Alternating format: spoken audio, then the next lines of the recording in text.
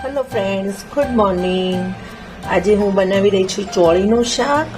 ચોળીનું શાક એક green vegetable છે, એટલે ખાવામાં બહુ પૌષ્ટિક અને સ્વાદિષ્ટ રહે છે. તો ચોળીની શાક તો બની જાય છે ઇઝીલી, પણ એને સમારવામાં અને સુધારવામાં ખરેખર ખૂબ જ ટાઈમ લઈ લે છે.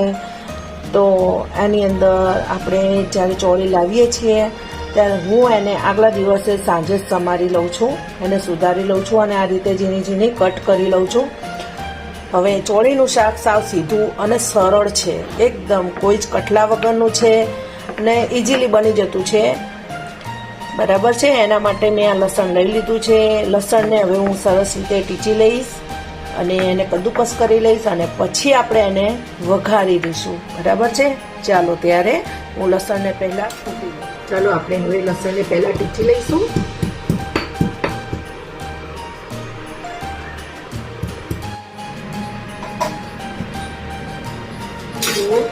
પહેલાં તો આપણે આ બરણી હું રેગ્યુલર માટે વાપરું છું અને આ તેલ હું કાઢી લઉં છું. ડબ્બામાંથી તેલ લાવું એટલે પહેલાં હું મોટી બરણીમાં કાઢું છું અને થોડું દરરોજ રેગ્યુલર વપરાશ માટે હું આવી રીતે નાની બરણી પણ રાખું છું. એટલે આ રીતે તેલ બધું ખરાબ થતું નથી અને સારું રહે છે. જુઓ, હવે આપણે એક ડોકલી તેલ લીધું છે. જોઈએ શાક પ્રમાણે આપણે ઓછામાં ઓછું 2 ડોકલી તેલ તો જોઈશે. અમે આને ડોકલી કહીએ છીએ, તમે શું કહો છો મને ખબર નથી. બરાબર છે. તેલને લઈ લીધું છે. હવે ગેસ ચાલુ કરીશ. બરાબર તેલ થાય એની આપણે રાહ જોઈશું.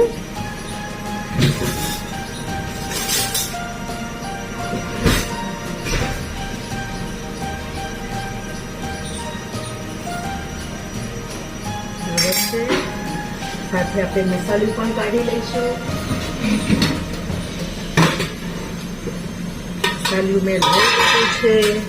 મસાલિયામાં બધા જ મસાલા હાજર છે. મીઠા માટે હું આવી રીતે અલગ બરણી રાખું છું. મીઠું મારું એકદમ સરસ છે. જુઓ, બિલકુલ ચીકચીકું નથી. આવું મીઠું વાપરવાની બહુ મજા આવે છે, કારણ કે એમાં ખારાશ બધા હોય છે અને થોડું પણ વપરાય છે. મીઠા માટે મેં આ ચમચી લઈ લીધી છે. તેલ આપણું થવા આવ્યું છે.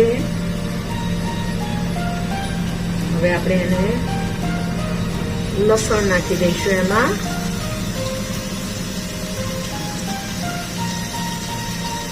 તેલને બહુ નહીં થવા દેવાનું. બહુ થવા દઈશું તો લસણ ફટાફટ દાજી જશે. જુઓ, લસણને દાજવા નથી દેવાનું, ખાલી એને થવા દેવાનું છે. સાધારણ બ્રાઉન કલર થાય ત્યાં સુધી થવા દેવાનું. બરાબર.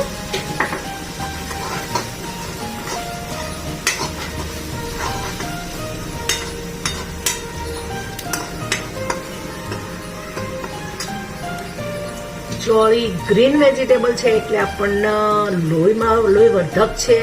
એમાં હરિતદ્રવ્ય આવેલું હોય છે અને દાણાવાળું શાક છે એટલે આપણે એને દિવસે જ ખાવું જોઈએ. બરાબર છે. બને ત્યાં સુધી સાંજે નહીં ખાવાનું. છૂટકો ના હોય તો સાંજે ખાઈ શકાય. બરાબર. પણ બને ત્યાં સુધી તમારે સવારે જ બનાવવાનું, કારણ કે દાણાવાળું શાક છે એટલે પચવામાં ભારે પણ છે, પણ એ લાભદાયક છે એ 100%.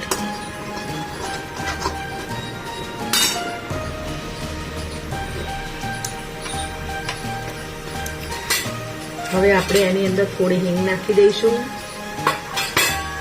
અને એઝ ઇટ ઇઝ તેલમાં હળદર. મીઠું પણ આ ટાઈમે હું નાખી દઉં છું. બધા શાકમાં નથી નાખતી, ક્યારેક ક્યારેક નાખી દઉં છું. બરાબર છે. હવે આને આ રીતે બરાબર કરી દઈશું આપણે મિક્સ. હવે આ ટાઈમે આપણે ચોળી નાખીશું. ચોળી બધી નથી નાખવાની. તેલને થોડું ઠંડુ થવા દેવાનું છે. ચોળી નાખશું એટલે તેલનું તાપમાન થોડું નીચું બેસી જશે જુઓ, હવે આપણે એની અંદર મરચું એડ કરીશું. મરચું તમારા સ્વાદ પ્રમાણે, તીખું ખાતા હોય તો વધારે. હું અહીંયા લગભગ અડધા જેવી પોણા ભાગની ચમચી મેં 3 વખત આટલું નાખ્યું છે, એટલે લગભગ 75% જેટલું નાખ્યું છે મરચું. બરાબર. હવે આપણું આ મરચું દાઝશે નહીં અને સરસ રીતે ચડી જશે.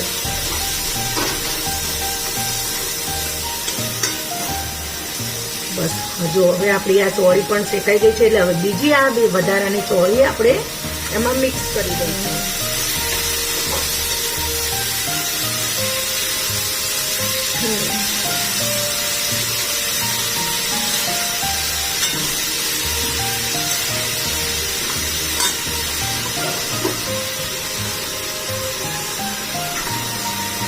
આ રીતે ધીમે ધીમે તમારે ચોળીને એકદમ સરસ રીતે બધું જ તેલ ચડી જાય અને બધી જ ચોળી તેલમાં મિક્સ થઈ જાય એ રીતે સરસ હલાવી દેવાની છે.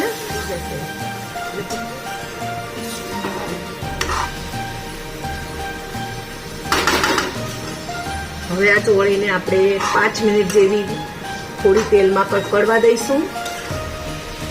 એટલે ચોળી એકદમ તેલમાં મસ્ત ક્રિસ્પી થઈ જશે અને કકડીને સરસ ઢીલી ઢીલી થઈ જશે.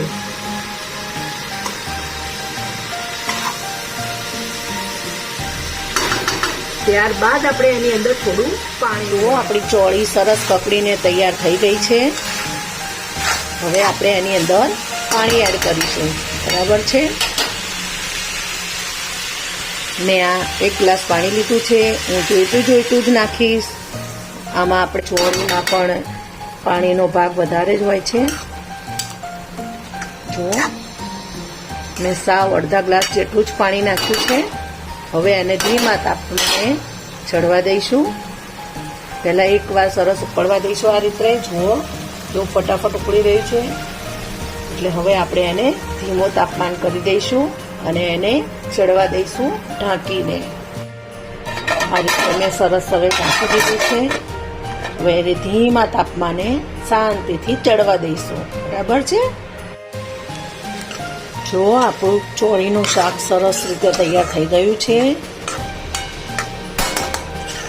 મસ્ત. હવે આપણે એને રોટલી સાથે ખાઈશું, જોડે છાશ પીશું અને દહીં ખાઈશું. ચલો ત્યારે એન્જોય કરીએ.